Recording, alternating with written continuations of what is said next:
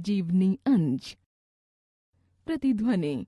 मन अशांत है और उसे नियंत्रित करना कठिन है, लेकिन अभ्यास से इसे वश में किया जा सकता है। श्रीमद् भगवद गीता। तुम्हारे लिए कौन सा विशेषण काम में लाऊं मुझे नहीं सूझता। तुम्हारा प्रेम और चरित्र मुझे मोह में डुबो देता है। सच्चा पुत्र वह है जो पिता ने जो कुछ किया हो उसमें वृद्धि करे। पिता सत्यवादी, दयामय, दृढ़ हो तो स्वयं अपने में वह गुण विशेष रूप से धारण करें। यह तुमने किया है ऐसा दिखता है। तुमने यह मेरे प्रयत्नों से किया है ऐसा मुझे नहीं मालूम होता। इस कारण तुमने जो पिता का पद दिया है उसे मैं तुम्हारे प्रेम की भेंट के रूप में स्वीकार करता हूँ। उस पद के योग्य बनने का प्रयत्न करूंगा, और जब मैं हिरण्यकश्यप हूँ तो प्रहलाद भक्त के समान मेरा सादर निरादर करना। सन 1918 में महात्मा गांधी ने ये उद्गार उस विभूति के लिए प्रकट किए थे जिसके महान व्यक्तित्व तथा अपूर्व कृतित्व ने भारत को ही नहीं विश्व के अन्य अनेक देशों को भी चमत्कृत कर दिया। विनोबा जी की उम्र उस समय 23 वर्ष के लगभग थी। अपनी पढ़ाई को बीच में ही छोड़कर वह काशी चले गए थे।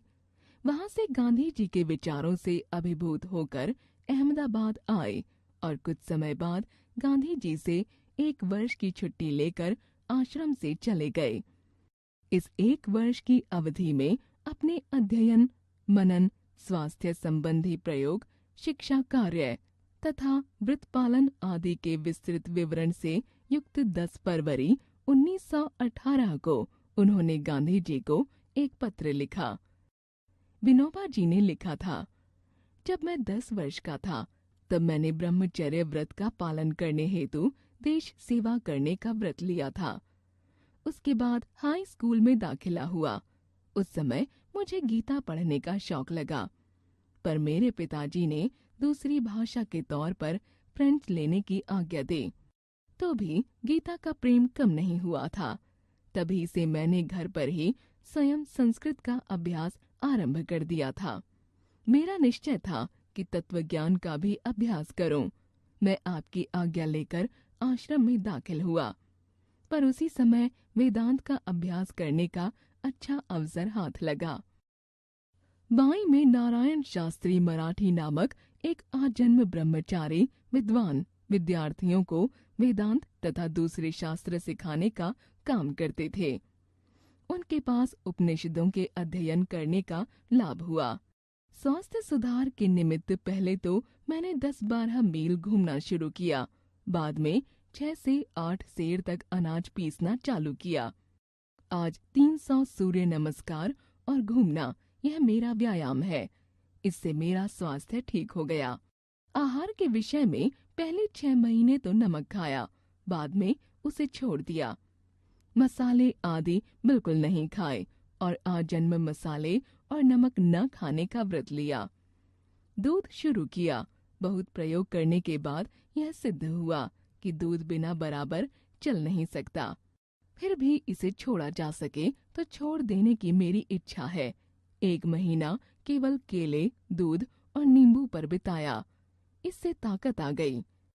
इस प्रकार छोटी सी अवस्था से ही विनोबा जी की कठोर साधना आरंभ हो गई थी, जो अंत तक अखंड गति से चली। वस्तुतः आरंभ से ही उनकी दृष्टि अंतर्मुखी थी। इसी से उन्हें दुनिया के आडंबर में कभी रस नहीं आया। कॉलेज में पहुंचते पहुंचते उन्हें वर्तमान शिक्षा प्रणाली की निरर्थकता दिखाई दे गई। झट पढ़ाई छोड़ दी और स्कूली पढ़ाई का मोह मन से सदा के लिए निकाल दिया। मार्गदर्शक की खोज की। गांधी जी मिल गए। उनके निकट जाकर एकांत साधना में लीन हो गए। पिता अत्यंत निस्पृह व्यक्ति थे। उनसे विरासत में वैराग्य की भावना मिली। माँ ईश्वर भक्त, दयालु तथा करुणामयी थीं। उनसे ये गुण लिए। विनोबा जी का जन्म 11 सितंबर 1895 में महाराष्ट्र के गागोदा नामक ग्राम में हुआ था। उनकी प्रारंभिक शिक्षा बड़ौदा में हुई। वहीं से उन्होंने सन 1913 में हाई स्कूल की परीक्षा पास की। वह मेधावी छात्र थे। गणित उनका प्रिय विषय था। मराठी में कई बार 100 में से 99 अंक प्राप्त किए। इंटर की परीक्षा देने मुंबई जा रहे थे कि देशभक्ति और वैराग्य की भावना ने उनका मुंह दूसरी ओर मोड़ दिया। वह काशी गए। उन्हीं दिनों हिंदू विश्वविद्यालय के उद्घाटन समारोह के अवसर पर गांधी जी वहां आए। जैसा मैं जानता हूँ, थोड़े पत्र व्यवहार के उपरांत वह गांधी जी के निकट पहुंच गए। पाठ 4 कृतयुगी विनोबा। परम धाम में उन्होंने जो प्रयोग किए, उनके विस्तार से चर्चा करना असंभव है। अपने मौलिक चिंतन से उन्होंने कताई, सफाई तथा बुनियादी शिक्षा में असामान्य क्रांति की। उनकी कताई की योग्यता के विषय में गांधी जी का कहना था कि इसमें विनोबा जी इतने निष्णात हो गए हैं कि बहुत ही कम लोग उनकी तुलना में रखे जा सकते हैं। सन 1951 में उनके जीवन में एक नया मोड़ आया। सर्वोदय सम्मेलन में भाग लेने के लिए उन्होंने वर्धा से शिवरामपल्ली, हैदराबाद की पैदल यात्रा की।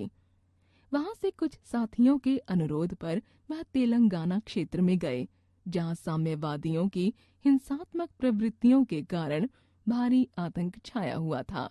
10 अप्रैल को नलगुंडा जिले के पोचमपल्ली गांव में रुके। वहां की 3000 आबादी में से 2000 व्यक्ति भूमिहीन थे। कुछ हरिजन आकर विनोबा जी से मिले और उन्होंने अपने हाथ से खेती करने के लिए 80 एकड़ भूमि की मांग की। विनोबा जी ने प्रार्थना सभा में यह मांग वहां उपस्थित लोगों के सामने रखी। तत्काल एक भाई उठ खड़े हुए और उन्होंने 100 एकड़ भूमि दे दी। यह था भूदान गंगा का उद्गम। विनोबा जी को इसके पीछे ईश्वरीय संकेत दिखाई दिया और वह भाईचारे की दीक्षा देने के लिए सारे देश की पदयात्रा पर निकल पड़े। विनोबा जी को लाखों एकड़ भूमि मिली, हजारों गांव मिले। जीवनदानियों की उनके पास सेना खड़ी हो गई। शांति सैनिकों की टोलियां तैयार हो गईं। गांव ही नहीं, प्रखंड मिले। लगभग पूरा बिहार उन्हें समर्पित कर दिया गया। विनोबा जी का कहना था कि एक शक्ति हिंसा की है, पर हिंसा से हिंसा उत्पन्न होती है। दूसरी शक्ति कानून की है, पर कानून का रास्ता बहुत लंबा है और जब तक उपयुक्त भूमिका न हो तब तक कानून कारगर नहीं हो सकता। तीसरी शक्ति हृदय परिवर्तन की शक्ति है, अर्थात प्रेम की शक्ति है। वही देश को एक सूत्र में बांध सकती है, अनेकता में एकता स्थापित कर सकती है, दलों को मिला सकती है। विनोबा जी देश में दंड विहीन शासन मुक्त समाज की स्थापना करना चाहते थे। उनका एक ही मार्ग था, वह था लोक शक्ति का उदय। 15 नवंबर 1982 को उन्होंने अपना पार्थिव शरीर त्याग दिया। एक ऐसी महान विभूति उठ गई जिसमें पुरातनता और आधुनिकता का दुर्लभ समन्वय था और जिसके जीवन का प्रत्येक क्षण मानव हित के लिए समर्पित रहा था। जीवन मूल्य। हमें हिंसा त्याग कर सद्भाव तथा प्रेम से रहना चाहिए।